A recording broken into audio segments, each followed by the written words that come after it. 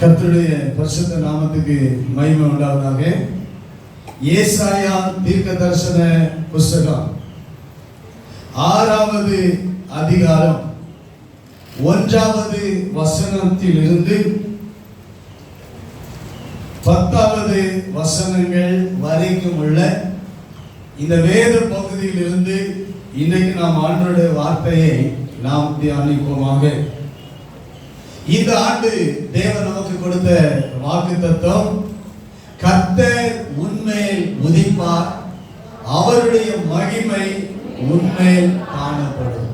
எல்லாரும் சொல்லுவோம், கர்த்தர் உன்மேல் உதிப்பார், அவருடைய மகிமை உன்மேல் காணப்படும். ஆண்டவருடைய மகிமை நம்ம மேல காணப்படணும். கர்த்தருடைய மகிமை நம்ம மேல உதிக்கணும். அந்த உதிக்கிற மகிமை நம்ம மேல காணப்படணும். ஹல்லேலூயா, கர்த்தருக்கு ஸ்தோத்திரம். இந்த செய்தியை நாம் தொடர்ந்து தியானித்துக் கொண்டு வருகிறோம். யாக்கோபின் மேல கர்த்தர் உதித்தார், அவருடைய மகிமை அவன் மேல காணப்பட்டது. மோசேயின் மேல கர்த்தர் உதித்தார், கர்த்தருடைய மகிமை அவன் மேல காணப்பட்டது. ஆசரிப்பு கூடாரத்தில் கர்த்தர் உதித்தார், கர்த்தருடைய மகிமை ஆசரிப்பு கூடாரத்தில் காணப்பட்டது. ஸ்தோத்திரம் உண்டாவதாக. இப்படி நாம் தொடர்ந்து ஆண்டவருடைய வார்த்தையை நாம் சிந்தித்துக் கொண்டிருக்கிறோம். இன்றைக்கும் ஏசாயா தீர்க்கதரிசியின் மேல கர்த்தர் உதித்தார், அவருடைய மகிமை அவன் மேல காணப்பட்டது. ஹல்லேலூயா, ஸ்தோத்திரம் உண்டாவதாக. யோவான் எழுதின சுவிசேஷம் 12வது அதிகாரம் 40-41 வசனங்கள். யோவான் 12வது அதிகாரம் 41-42 வசனங்கள்.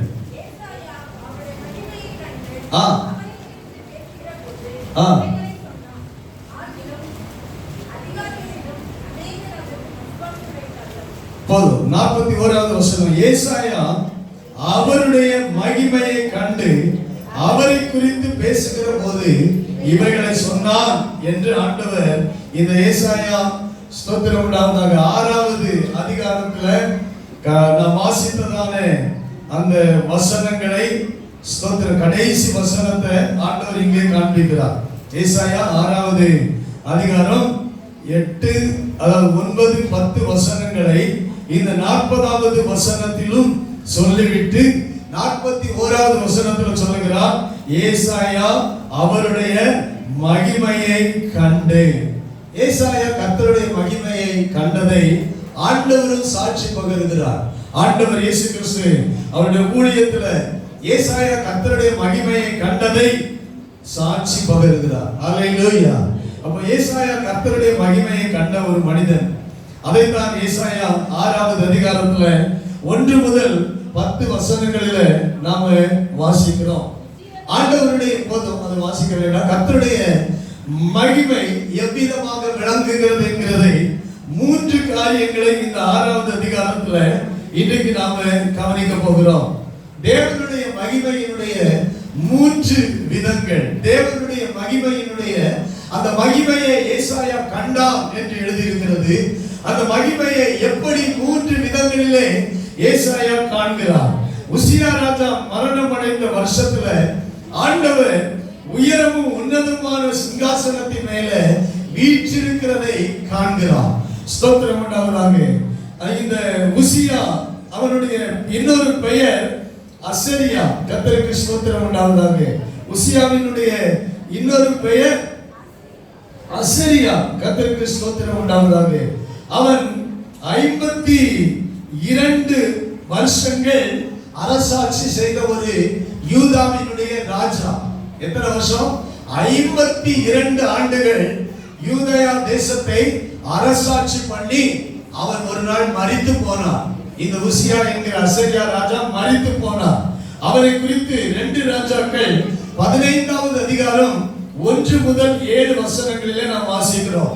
இந்த உசியா ஒரு நல்ல ராஜாவா இருந்து, ஆனால் இறுதியில தேவனுடைய கட்டளைக்கு கீழ்ப்படியாமல் அவன் ஒரு காரியத்தை செய்தபடியினால, ஆசாரியன் செய்ய வேண்டிய ஒன்றை ராஜா செய்தபடியினால அவன் குஷ்டரோகியாகி ராஜாவினுடைய அந்த ஸ்தானத்தை இழந்து அவன் அந்த அரண்மனைக்கு வெளியே, நகரத்துக்கு வெளியே குஷ்டரோகியாக அவன் மரித்தான். ராஜாக்களுடைய கவலையில் அவனை வைக்காமல் போனார்கள். ஒரு குஷ்டரோகியே, அவன் எவ்வளவு பெரிய ராஜாவா இருந்தாலும் அவன் குஷ்டரோகியா மாறினதுனால அவருக்கு கிடைக்க வேண்டிய இறப்பில், சாவில் அவருக்கு கிடைக்க வேண்டிய கனம், மரியாதை அவருக்கு கிடைக்காமல் போயிற்று. இந்த நிகழ்வு ஏசாயாவை மிகவும் வேதனைக்கு உள்ளாக்கினது. ஒரு பெரிய ராஜா, 52 வருஷம் ஜனங்களை நியாயம் விசாரித்தவன். ஆனால் ஸ்தோத்திரம் உண்டாவதாக, அவனுடைய நிலைமையை, பரிதாபமான நிலைமையை இந்த ராஜா கவனித்தார். இந்த ஏசாயா தீர்க்கதரிசி கவனித்தார். உசியா மரித்த அந்த வருஷத்துல ஸ்தோத்திரம் உண்டாவதாக பரலோக ராஜா ஏசாயா தீர்க்கதரிசிக்கு தரிசனமானார். கைகளை உயர்த்தி அல்லேலூயா சொல்லுவோமாக. ஏசாயாவுக்கு பரலோக ராஜா தரிசனமானார். இந்த ராஜா எப்போது சிங்காசனத்தில் வீற்றிருக்கிற ராஜா. அல்லேலூயா. உசியா சிங்காசனத்தில் வீற்றிருந்து சிங்காசனத்தை விட்டு இறங்கின ஒரு ராஜா. ஸ்தோத்திரம். ஆனால் பரலோக ராஜா சிங்காசனத்தில் எப்போதும் இருக்கிறவர். அவர் உயரமும் உன்னதமான சிங்காசனத்தில் வீற்றிருக்கிறவர். இந்த உலகத்தில் இருக்கிற ராஜாக்கள் இருக்கிற சிங்காசனம் உயரமானது அல்ல. ஆனால் பரலோக ராஜா உயரமும் உன்னதமான சிங்காசனத்தில் வீற்றிருக்கிறார். கைகளை உயர்த்தி அல்லேலூயா சொல்லுவோமாக.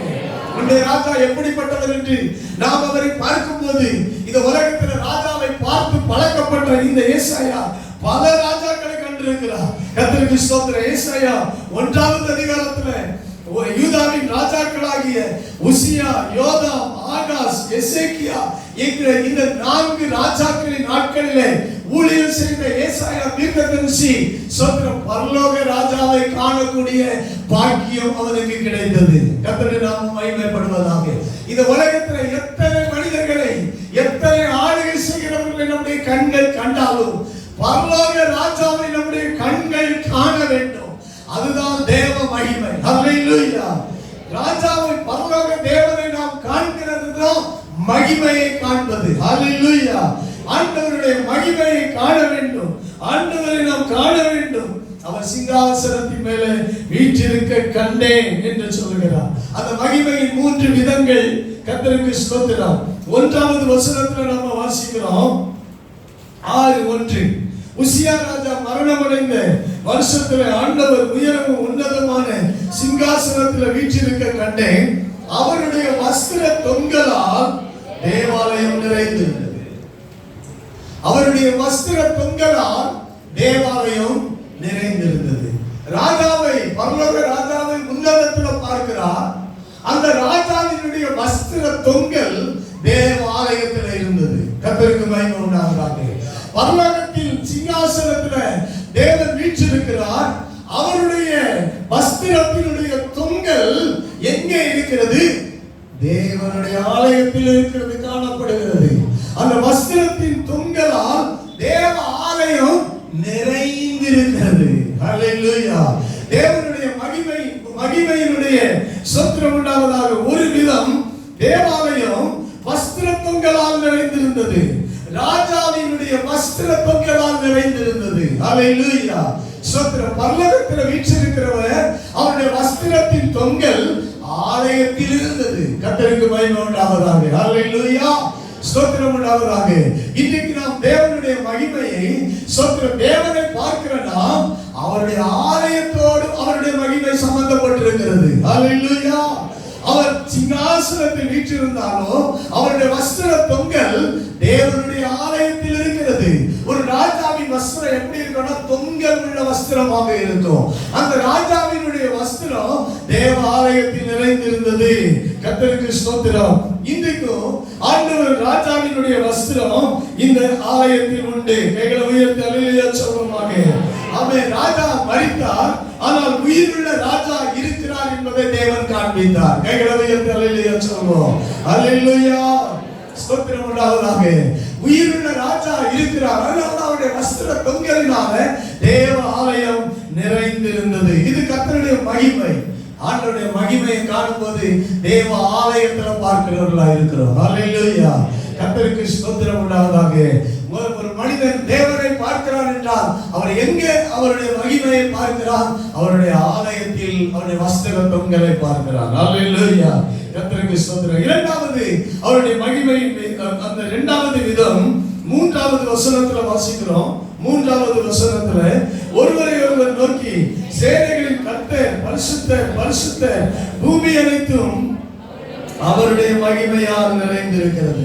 இரண்டாவது ஏசாயா சொல்கிற ஆலயத்தில் மட்டுமல்ல, இரண்டாவது அவருடைய மகிமையை எங்கே பார்க்கிறார் என்றால் பூமி அனைத்திலும் பார்க்கிறார். கர்த்தருக்கு மகிமை உண்டாவதாக. அல்லேலூயா, ஸ்தோத்திரம். நாம் தேவனை பார்க்கும் பொழுது ஆலயத்தில் அவருடைய மகிமையை பார்க்கிறோம். இரண்டாவதாக பூமி அனைத்திலும் அவருடைய மகிமையை பார்க்க வேண்டும். கர்த்தர் ஆலயத்தில் இருக்கிறார், பூமி அனைத்திலும் அவருடைய மகிமை இருக்கிறது. அல்லேலூயா, கர்த்தருக்கு ஸ்தோத்திரம் உண்டாவதாக.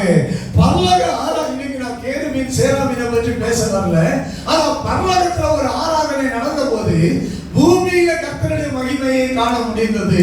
பரலோக ஆராதனையில ஸ்தோத்திரம் உண்டாவதாக பூமியில மகிமை காணப்படும் என்றால் பூமியில நடக்கிற ஆராதனையின் மூலம் இந்த பூமியில கர்த்தருடைய மகிமை காணப்படும். கைகளை தட்டி ஆண்டவரை மகிமைப்படுத்துவோம். அல்லேலூயா, கர்த்தருக்கு ஸ்தோத்திரம். பரலோகம் ஆராதிக்கிறது. பரலோக ஆராதனையில எங்க மகிமை காணப்படுகிறது?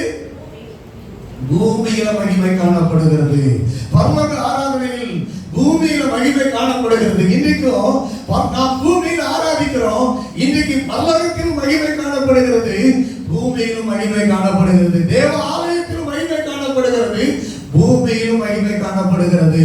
ஒரு தேவ மனிதன் மகிமையை சொல்கிற ஒரு இடத்தில் மாத்திரமல்ல, நிறைந்த பூமியில் காண்கிறார். அல்லேலூயா, பூமி முழுவதும் கர்த்தருடைய மகிமையை நாம் காண வேண்டும். அல்லேலூயா, அல்லேலூயா, அல்லேலூயா. பூமி முழுவதும் கர்த்தருடைய மகிமை இருக்கிறது என்று எத்தனை பேர் காண்கிறீர்கள்? இந்த பூமி முழுவதும், இந்த உலகம் முழுவதும் கர்த்தருடைய மகிமை நிறைந்திருக்கிறது என்பதை எத்தனை பேர் காண்கிறீர்கள்? தேவாலயம் மகிமையால் நிறைந்திருக்கிறது என்பதை எத்தனை பேர் காண்கிறீர்கள்? இந்த உலகம் முழுவதும், இந்த பூமி முழுவதும் கர்த்தருடைய மகிமையால் நிறைந்திருக்கிறது என்பதை எத்தனை பேர் காண்கிறீர்கள்? கொஞ்சம் தான் அல்லேலூயா வருது. என் தேவன் உயரம் உன்னதமான சிங்காசனத்தில் வீற்றிருக்கிறார் என்றால் இந்த பூமியை அவருடைய மகிமையால் நிறைந்திருக்கிறது. அல்லேலூயா, கர்த்தருக்கு ஸ்தோத்திரம் உண்டாவதாக. மூன்றாவதாக தேவனுடைய மகிமையின் மூன்றாவது விதம் நான்காவது வசனத்தில் நாம் பார்க்கிறோம். கூப்பிடுகிறவர்களின் சத்தத்தால் வாசல்களின் நிலைகள் அசைந்து ஆலயம் புகையினால் நிறைந்தது. மூன்றாவது புகையினால் நிறைந்தது. ஸ்தோத்திரம். மகிமையினால் நிறைந்தது உலகம், பூமி. மூன்றாவது இந்த ஏசாயா தீர்க்கதரிசி பார்க்கிறார், புகையினால் நிறைந்தது. கர்த்தருக்கு ஸ்தோத்திரம். அல்லேலூயா. வஸ்திர பொங்கலினால் நிறைந்தது, பூமி மகிமையினால் நிறைந்தது, ஸ்தோத்திர ஆலயம் புகையினால் நிறைந்தது. ஸ்தோத்திரம் உண்டாவதாக. புகையினால் நிறைந்தது. அல்லேலூயா. இதுவரைக்கும் நாம 4 மாதங்கள் ஆண்டவருடைய மகிமையை நாம் தியானித்திருக்கிறோம். அவருடைய மகிமை இறங்கின இடத்திலெல்லாம் எது நிறைந்திருந்தது? ஒண்ணு மேகம் நிறைந்திருக்கும், அல்லது அக்கினி நிறைந்திருக்கும். கர்த்தருக்கு ஸ்தோத்திரம். இதுதான் இதுவரைக்கும் நாம பார்த்திருக்கிறோம். மூன்றாவது ஒன்று இங்கே நாம் பார்க்கிறோம். புகை. ஸ்தோத்திரம். புகையினால் நிறைந்திருக்கிறது. மேகம் இங்க நிரப்பல, அக்கினி இங்க நிரப்பல, ஆனா புகை நிரம்பி இருக்கிறதை ஏசாயா பார்க்கிறார். அல்லேலூயா, கர்த்தருக்கு ஸ்தோத்திரம்.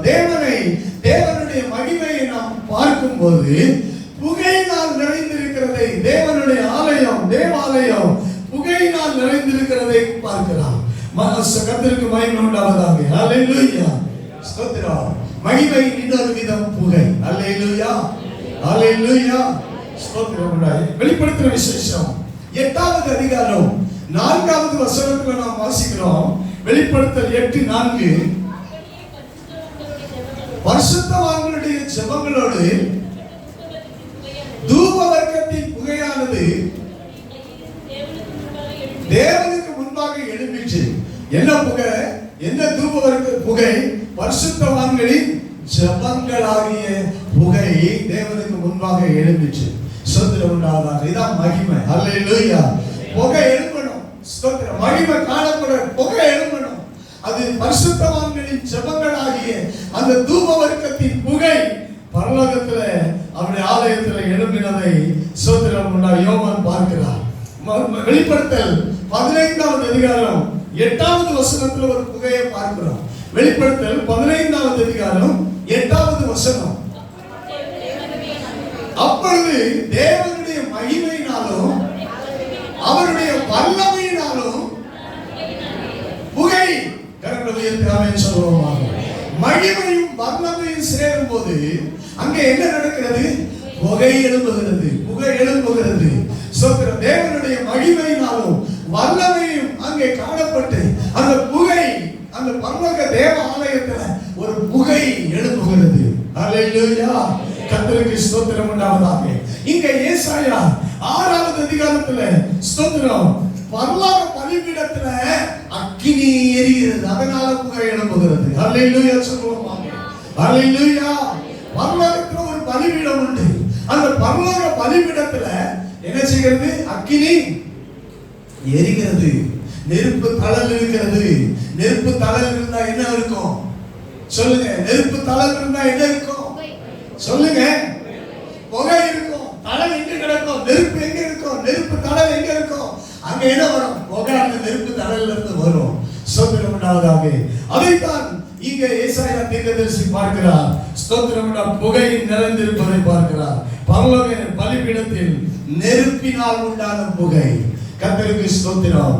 இந்த 3 விதத்தில் தேவனுடைய மகிமையை ஏசாயா தீர்க்கதரிசி 3 விதத்தில் காண்கிறார். நம்முடைய கண்கள் இன்றைக்கு தேவனுடைய மகிமையை காணும்படி கர்த்தர் கிருபை செய்வாராக. ஹல்லேலூயா, ஹல்லேலூயா, ஹல்லேலூயா.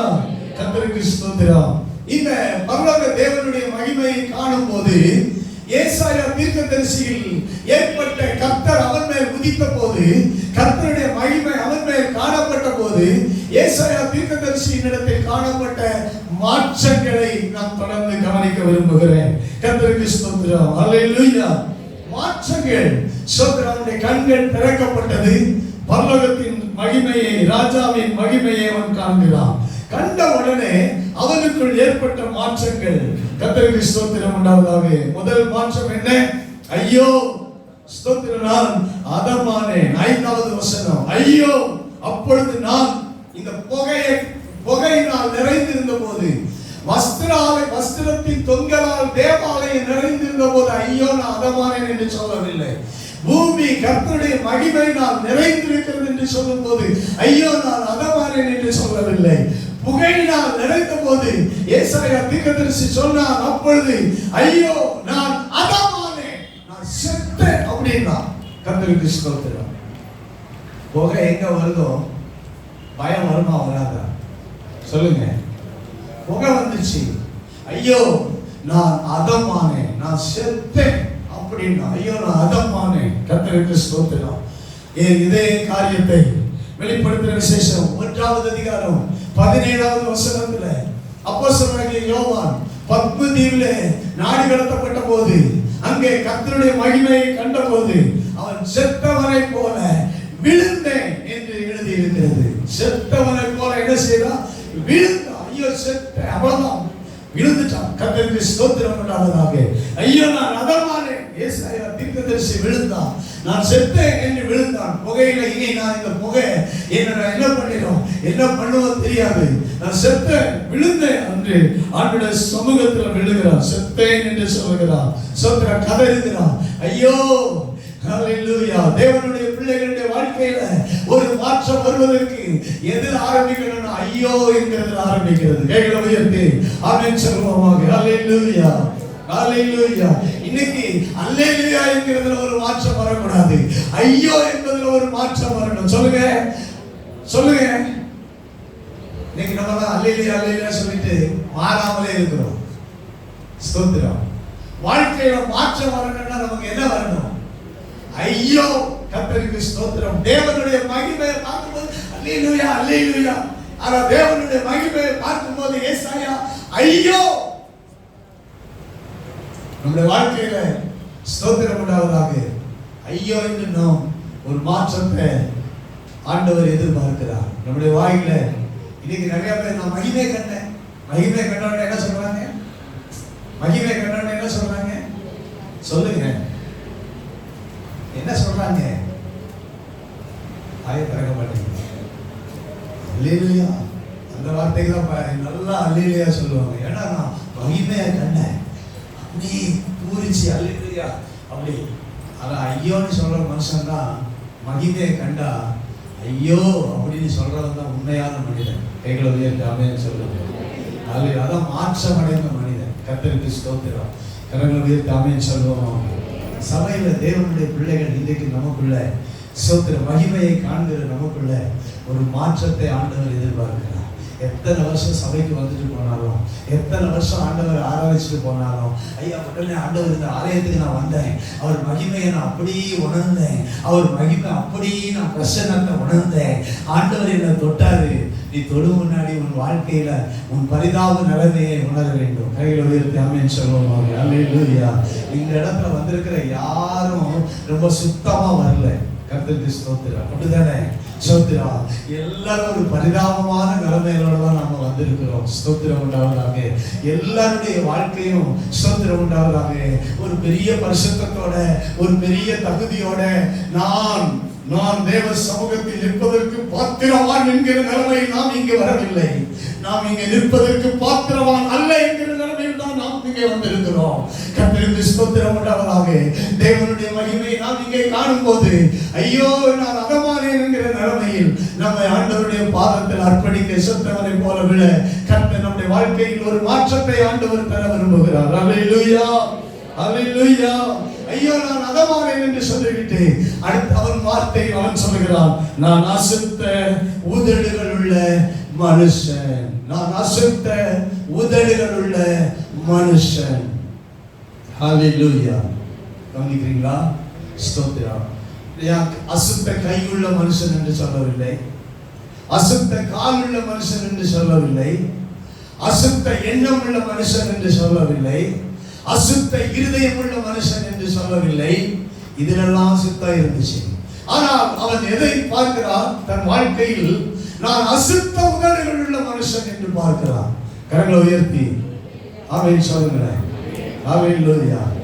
அசுத்த கை, அசுத்த கால், அசுத்த எண்ணம், அசுத்த இருதயம் இது அல்ல. இது நமக்கு அநேக சுத்த கை இருக்கிறது அல்லது சுத்த இருதயம் இருக்கலாம். ஆனால் நம்முடைய வாழ்க்கையில நமக்கு சுத்த உதடுகள் வேண்டும்.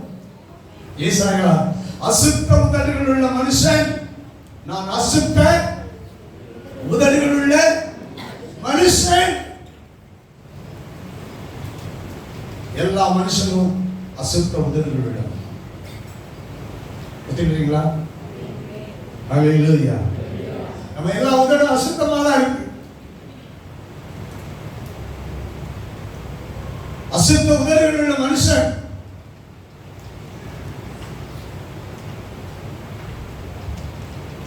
உதடுகளை காக்கிறவன் ஆத்துமாவை காக்கிறான். உதடுகளை விரிவாய் திறக்கிறவனோ கலக்கம் அடைவான். கர்த்தருக்கு ஸ்தோத்திரம். ஹல்லேலூயா. இந்த உதடை காக்கணும். இந்த உதடு அசுத்தம் உள்ள உதடுகள். இந்த உதடுகள் அசுத்தம் உள்ளவர்கள். உதடுகளில் கனி இருக்கு, உதடுகள்ல காயம் இருக்கு. இந்த உதடுல எது இருக்கு சொல்லுங்க? கனிகளும் இருக்கு. இந்த உதடுகள்ல காய்களும் இருக்கு. கனி இனிமையானது, காய் கசப்பானது. உதடுகள்ல ஆசீர்வாதமும் இருக்கு, உதடுகள்ல சாபமும் இருக்கு. கர்த்தருக்கு ஸ்தோத்திரம். அசுத்த உதடுகள், பொய் உதடுகள் கர்த்தருக்கு அருவருப்பானவைகள். கர்த்தருக்கு ஸ்தோத்திரம் உண்டாவதாக. ஹல்லேலூயா. இது அசுத்த உதடுள்ள மனுஷன். இந்த வாயினால உதடினால கர்த்தரை துதிக்கிறோம். அதான் உதடின் கனி, கர்த்தரை துதிக்கிறோம். ஆனா இத உதடினால மனுஷனை சபிக்கிறோம். இதுதான் காய். நம்ம உதடுகள் அசுத்த உதடுகள் உள்ளது. ஆண்டவரே நீ நல்லவர் என்று சொல்லுகிறோம். ஆண்டவரை நம்ம வாய் நல்லா புகழுது, கனி கனி. ஆனா அடுத்து இந்த வாய் என்ன பண்ணுது? தூசிக்குது. இந்த வாய் கெட்ட வார்த்தை போடுது. இந்த வாய் பொய் சொல்லுது. இந்த உதடு ஸ்தோத்திரம் உண்டாவதாக சாபி சபிக்குது. ஸ்தோத்திரம் உண்டாவதாக. இந்த உதடு கசப்பை உண்டாக்குகிறது. இந்த உதடு அசுத்த உதடுள்ள மனுஷன், தேவனுடைய பிள்ளைகள், யார் உதடு அசுத்த உதடுள்ள மனுஷன் என்று ஒரு தீர்க்கதரிசி சொல்லுவான் என்றால், நீங்களும் நானும் நம்ம எல்லாருடைய உதடுகளும் அசுத்த உதடுகள் உள்ளவர்கள். அல்லேலூயா. நிறைய வசனங்களை இன்னைக்கு நான் சொல்லலாம், ஆனால் நமக்கு அதுக்கு டைம் கிடையாது. நீதிமொழிகளை நீங்க வாசித்து பார்த்தீங்கன்னா, நான் சொல்ல வரல, நீதிமொழிகளை எந்த அதிகாரத்திலையும் உதடுகளை பற்றி சொல்லாமலே இருக்காது. கர்த்தருக்கு ஸ்தோத்திரம் உண்டாக. உதடுகளை பற்றி சொல்லாம ஒரு அதிகாரத்துல ஒரு வசனம் கூட இல்லாம இருக்காது. மெஜாரிட்டி உதடுகள் உதடுகள் உதடுகள் என்று நீதிமொழிகளையும் பார்க்க முடியும், சங்கீதங்களையும் பார்க்க முடியும். கர்த்தருக்கு ஸ்தோத்திரம் உண்டாவதாக. நான் அசுத்த உதடுகள் உள்ள மனுஷன். மோசே அதைத்தான் சொன்னார். யாத்ராகமம் 6:30, நான் விருத்த சேதனம் இல்லாத உதடுகள் உள்ள மனுஷன். நான் என்ன? விருத்த சேதனம் இல்லாத உதடுகள் உள்ள மனுஷன். அவன் உதடு விருத்த சேதனம் இல்லை, அதாவது சுத்தம் இல்லை அப்படிங்கிறாரு. என் உதடுல என்ன இருக்குது? அசுத்தம் இருக்குது. என் உதடு விருத்த சேதனம் பண்ணப்படாத உதடு, என் இருதயம் விருத்த சேதனம் பண்ணப்படாத இருதயம், என் மாம்சம் விருத்த சேதனம் பண்ணப்படாத மாம்சம், என் உதடு விருத்த சேதனம் இல்லாத உதடு, அசுத்த உதடு உள்ளவன் என்று மோசே ஆண்டவரிடத்தில் சொல்லுகிறார். அல்லேலூயா. கர்த்தருக்கு ஸ்தோத்திரம் உண்டாவதாக. ஆண்டவர் நம்முடைய உதடுகள், நாம் அசுத்த உதடுகள் உள்ளவன் என்று நாம் சொல்ல வேண்டும். யோபு தன் நாவினாலே பாவம் செய்யவில்லை. கைகளை உயர்த்தி ஆமென் சொல்லுவோமாக. அல்லேலூயா. யோபு தன் நாவினாலே தன் உதடுகளினால் பாவம் செய்யவில்லை. கர்த்தருக்கு ஸ்தோத்திரம். என் வாய்க்கு காவல் வையும் என்று தாவீது ஜெபம் பண்ணுகிறார். என் உதடுகளின் வாசலை காத்துக் கொள்ளும் என்று ஜெபம் பண்ணுகிறார். கரங்களை உயர்த்தி ஆமென் சொல்லுவோமாக. அதனால ஏசாயா தீர்க்கதரிசி சொல்கிறார், ஐயோ நான் அதமான அசுத்த உதடுகள் உள்ள மனுஷன். கர்த்தருக்கு ஸ்தோத்திரம். அசுத்த இங்க வரும்போது நம்ம வாய் சுத்தமா மாறும். ஆனா வெளியே போன உடனே நம்ம வாய் எதெல்லாம் வந்துடும் சொல்லுங்க. இங்க வரும்போது எல்லாரும் உதடு எப்படி இருக்கு? எப்படி இருக்கு? ஆண்டவர் துதிக்கிற உதடால் சுத்தமான உதடா இருக்கு. வீட்டுக்கு போன உடனே வெளியில போன உடனே என்ன மாறும்? அசுத்தமா அசுத்தம் வந்து சேர்ந்துடும். ஏன் தெரியுமா? ஏன் அசுத்தம் வந்து சேர்ந்துருது? அடுத்த அந்த வசனத்தின் அடுத்த பகுதியை பாருங்க. அசுத்த உதடுகள் உள்ள ஜனங்களின் மத்தியில் வாசமாயிருக்கிறது. என்ன அடுத்த ஏசாயா என்ன சொல்ல வர்றாரு? இப்போ ஏசாயா தீர்க்கதரிசி என்ன சொல்ல வர்றாரு புரியுதுங்களா அவருக்கு? என்ன சொல்ல வர்றாரு சொல்லுங்க. நான் அசுத்த உதடுள்ள மனுஷன். ஏன் தெரியுமா? என்ன சுற்றி இருக்கிறவங்க எல்லாரும் சொல்லுங்க, என்ன சுற்றி இருக்கிற எல்லாரும் அசுத்த உதடுள்ள மனுஷர்கள். அதனாலதான் நானும் அசுத்த உதடுள்ள மனுஷன் அப்படின்னு ஏசாயா சொல்ல வர்றாரு. கர்த்தருக்கு ஸ்தோத்திரம் உண்டாவதாக. என்னை அசுத்த உதடுள்ள ஜனங்களின் மத்தியில நான் வாசமாயிருக்கிறேன். நம்ம எல்லாம் இந்த பழியை தான் சொல்லுவோம். ஏசாயா அதான் சொன்னார், ஆதாம் அப்படிதான் சொன்னாரு. எல்லாரும் ஏதாவது யார் மேலேயாவது என்ன பண்ணுவோம்? பழிய சொல்லுங்க. எல்லாரும் என்ன பண்ணுவோம் சொல்லுங்க? யார் மேலேயாவது ஆயிரத்தி சத்தமா சொல்லுங்க. பழிய போட்டுருவோம். நம்ம மனுஷன், அதான் மனுஷன். நம்மையும் ஒத்துக்கொள்வோம். அதான் இன்னொரு என்ன செய்வோம்? பழிய போட்டுருவோம். அசுத்த உதடுகளுள்ள மனுஷன் உண்மைதான். ஆனால் அசுத்த உதடுகளுள்ள ஜனங்களின் மத்தியில வாசம் பண்ணுகிறவன் அவனை ஒட்டிக்கிடுது. நான் அசுத்தமா மாறிடுறேன், என் உதடு அசுத்தமா மாறிடுது. அசுத்த உதடுகளுள்ள மனுஷங்கள் மத்தியில வாசமா இருக்கிறேன். ஆண்டவருடைய பிள்ளைகளை, உலகத்துல நம்ம அசுத்த உதடுகளுள்ள மனிதர்கள் மத்தியில வாசமா இருக்கலாம். ஆனால் கர்த்தர் நம்மில் ஒரு மாற்றத்தை உண்டாக்க விரும்புகிறார். அல்லேலூயா. கர்த்தருக்கு ஸ்தோத்திரம் உண்டாவதாக. ஆமென். அல்லேலூயா. கர்த்தருக்கு மகிமை உண்டாவதாக. கர்த்தருக்கு ஸ்தோத்திரம். அல்லேலூயா. அல்லேலூயா. அசுத்த உதடுகள் உள்ள மனுஷன் இயேசு கிறிஸ்து இந்த உலகத்துல 33 வருஷம் வாழ்ந்தார். ஆனா அவரை குறித்து என்ன எழுதிருக்கு தெரியுமா? என்ன எழுதிருக்கு சொல்லுங்க பார்க்கலாம்.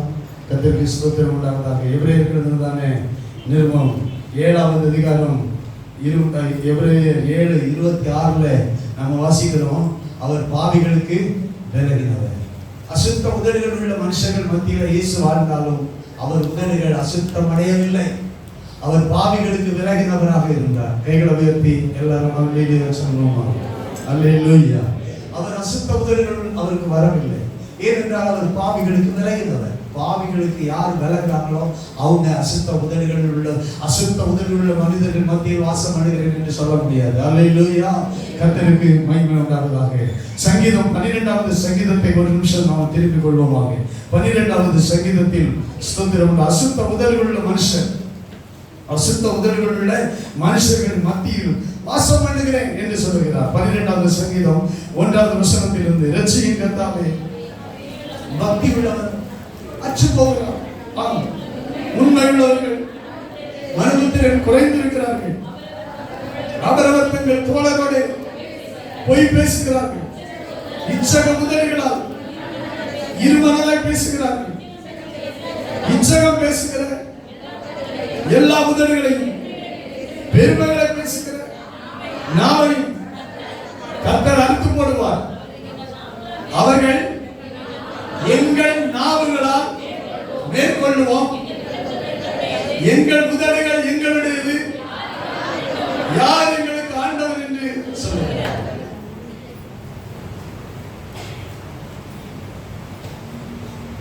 எங்கள் உதடுகள், நம்ம உதடுகள் சொல்லுங்க எங்களுடைய. யார் எங்களை யார் அடக்க முடியும்? யார் எங்க உதட? ஏன்னா எங்களுடைய உதடு எங்களுடைய. யார் எங்களுக்கு ஆண்டவர்? யார் எங்களுக்கு ஆண்டவர்? உதடுகள். இந்த அசுத்த உதடுகள் இந்த உலகத்துல எந்த ஒரு மனுஷனையும் உதட என்ன செய்ய முடியாது. ஏன்னா அவங்க உதடு அவங்களுடைய. அல்லேலூயா, ஸ்தோத்திரம். அவங்களுக்கு யாரும் ஆண்டவர் கிடையாது உலகத்தில் இருக்கிற மனுஷங்களுக்கு. ஆனா நமக்கு ஆண்டவர் இருக்கிறார். கைகளுடைய தேவையை சொல்லுவாங்க. அல்லேலூயா, ஆமென். அசுத்த உதடுகள் உள்ள மனுஷர்கள் என்று உலகத்துல எவ்வளவு பேர் இருக்கலாம், எல்லாரும் இருக்கலாம். ஆனா நாம் அப்படி இருக்கக்கூடாது. கர்த்தருக்கு ஸ்தோத்திரம். நமக்கு ஒருவர் இருக்கிறார். அல்லேலூயா, ஆமென். கர்த்தருக்கு ஸ்தோத்திரம். அசுத்த உதடுகள் உள்ள மனுஷன், அசுத்த உதடுகள் உள்ள ஜனங்களின் நடுவில் வாசம் பண்ணுகிறேன் என்று சொன்ன போது ஆண்டவர் அவனில் ஏற்படுத்தப்பட்ட மாற்றம் என்ன? ஆண்டவர் அவன் உதடுகளை தொட்டார். அல்லேலூயா, உதடுகளை தொட்டார். அல்லேலூயா. நம்ம எப்போ உணர்கிறோமோ, நாம் அசுத்த உதடுகள் என்று நாம் அறிக்கையிடும் போது, அசுத்த உதடுகள் உள்ள மனுஷர்கள் மத்தியில் வாசம் பண்ணுகிறோம் என்று அறிக்கையிடும் போது ஸ்தோத்திரம் உண்டாவதாக. ஆண்டவர் நம்முடைய உதடுகளை தொடுகிறவராக இருக்கிறார், நம்மை பரிசுத்தமாக்குகிறவராக இருக்கிறார். இந்த கம்யூனியன் சர்வீஸ்ல ஒரு பரிசுத்த உதடுகள் நமக்கு தேவை. கைகளை உயர்த்தி அல்லேலூயா சொல்லுவோமாக. அல்லேலூயா. இந்த கர்த்தருடைய பந்திக்கு நாம வந்திருக்கிறோம். நம்முடைய உதடுகளில் ஒரு பரிசுத்தத்தை ஆண்டவர் தருகிறார். பரிசுத்தத்தை ஆண்டவர் வைக்க விரும்புகிறார். நம் உதடுகளை ஆண்டவர் தொட விரும்புகிறார். ஏசாயாவின் உதடுகளை கர்த்தர் தொட்டார். கர்த்தருக்கு ஸ்தோத்திரம். எரேமியா 1வது அதிகாரம் 9வது வசனம். எரேமியா 1வது அதிகாரம் 9வது வசனம். எரேமியா 1வது அதிகாரம் 9வது வசனம். கர்த்தர் தமது கரத்தை நீட்டி அவன் நாவை, வாயை, வாயினா எங்க வாய்? வாயினா எது? உதடு. உதட தொட்டார். எரேமியாவினுடைய உதடுகளை கர்த்தர் என்ன செய்தாரு? தொட்டார். கர்த்தருக்கு ஸ்தோத்திரம் உண்டாவதாக. தானியேல் 10வது அதிகாரம் 16வது வசனம். தானியேல் 10வது அதிகாரம் 16வது வசனம். தானியேல் 10:16.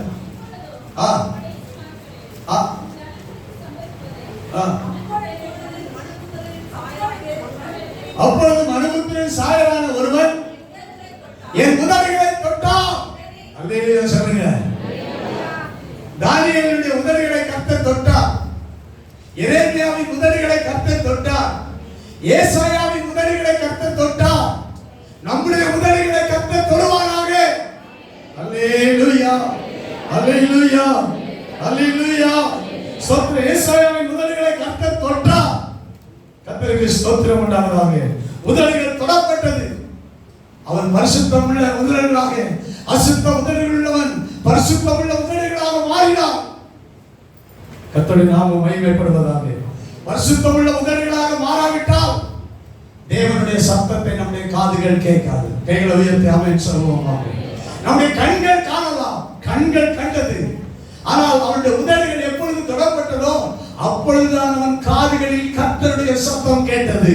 இதுவரைக்கும் கர்த்தருடைய மகிமையை கண்டான், துதிக்கிற சத்தத்தை கேட்டான், எல்லாம் பார்த்தான், எல்லாம் கேட்டான். ஆனால் தேவனுடைய சத்தத்தை அவன் இதுவரைக்கும் கேட்கல. கைகளை உயர்த்தி அல்லேலூயா சொல்லுவாங்க. அல்லேலூயா. கர்த்தருக்கு ஸ்தோத்திரம். உதடுகள் தொடப்பட்ட போதுதான் ஆண்டவருடைய சத்தத்தை அவன் கேட்க முடிந்தது. அவன் காதுகள் திறக்கப்பட்டது. உதடுகள் சுத்தமாகாமல் காதுகள் திறக்கப்படாது. அல்லேலூயா. தேவ சத்தம் காதுகளில் தொனிக்காது. ஸ்தோத்திரம் உண்டாவதாக.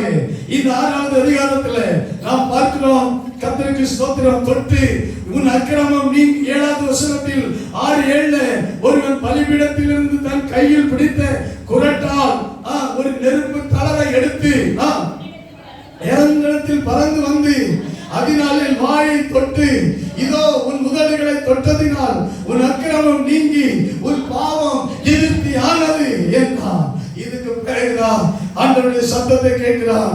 பின்பு யாரை நான் அனுப்புவேன், யார் நமது காரியமாய் போவான் என்று உரைக்கிற ஆண்டவருடைய சத்தத்தை கேட்டேன். கைகளை உயர்த்தி அல்லேலூயா சொல்லுவோம்.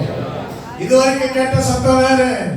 ஆனா இப்பதான் கர்த்தருடைய சத்தத்தை, ஆண்டவருடைய சத்தத்தை ஏசாயா தீர்க்கதரிசி கேட்க முடிகிறது. ஆண்டவருடைய சத்தம், யாரை அனுப்புவேன், யார் எனது நமது காரியமாய் போவான் என்கிற ஆண்டவருடைய சத்தத்தை கேட்டேன். அல்லேலூயா. கர்த்தருக்கு ஸ்தோத்திரம். உடனே அவன் அவன் தேவ சத்தத்தை கேட்கும் காதுகளாக மாறினது. ஒப்பு கொடுக்கும் இருதயம் அவனுக்குள் வந்தது. அவன் இருதயம் கர்த்தருக்கு ஒப்பு கொடுத்தது. இதோ நான் அடியேன் இருக்கிறேன், என்னை அனுப்பும். அல்லேலூயா. ஒப்பு கொடுக்கிற இருதயம். 8வது வசனத்திலே அடுத்து 9, 10 வசனங்களிலே ஒப்பு கொடுத்த உடனே ஆண்டவர் சொல்றாரு, ஒப்பு கொடுத்த ஒரு மனிதனுக்கு ஆண்டவர் சொல்றாரு, நீ போய் இந்த ஜனங்களை நோக்கி நீங்கள் காதார கேட்டும் உணராமலும் கண்ணார கண்டும் அறியாமலும் இருங்கள் என்று சொல்ற. எதுக்கு அனுப்புறாரு? எதுக்கு அனுப்புறாரு? காது கேட்டவன், உதடுகள் தொடப்பட்டவன், ஸ்தோத்திரம் உண்டாவதாக ஒப்பு கொடுத்தவன், இவனை எதுக்கு அனுப்புறாரு? எதுக்கு அனுப்புறாரா? சொல்லுங்க. கேட்கிறவனும் கேளாம இரு, கண்ணு இருக்கிறவனும் கண்ணு தெரியாம இரு. ஸ்தோத்திரம். இதுக்கு தான் வந்து அனுப்புறேன் அப்படிங்கிறாரு ஏசாயா. கர்த்தருக்கு ஸ்தோத்திரம். நீ சொன்ன அசுத்த உதடுள்ள மனுஷர்கள் மத்தியில நான் வாசமா இருக்கிறேன். அவன் எவ்வளவு கண்டாலும் காண மாட்டான், அவன் எவ்வளவு கேட்டாலும் அவன் என்ன செய்ய மாட்டான்? சொல்லுங்க, என்ன செய்ய மாட்டான்? கேட்க மாட்டான். தங்கள் காதார கேட்க உணர மாட்டாங்க, கண்ணார கண்டோம் அறிய மாட்டாங்கன்னு சொல்லி, அறியாமல் இருங்கன்னு சொல்லி. இந்த ஜனங்கள் தங்கள் கண்களினால் காணாமலும் தங்கள் காதுகளினால் கேளாமலும் தங்கள் இருதயத்தினால் உணர்ந்து குணப்படாமலும் நான் அவர்களை ஆரோக்கியமாக்காமலும் இருக்க நீ அவர்கள் இருதயத்தை கொழுந்ததாக்கி அவர்கள் காதுகளை மந்தப்படுத்தி. இவனுக்கு மட்டும் காது கேட்க வேண்டும் வச்சுட்டாரு.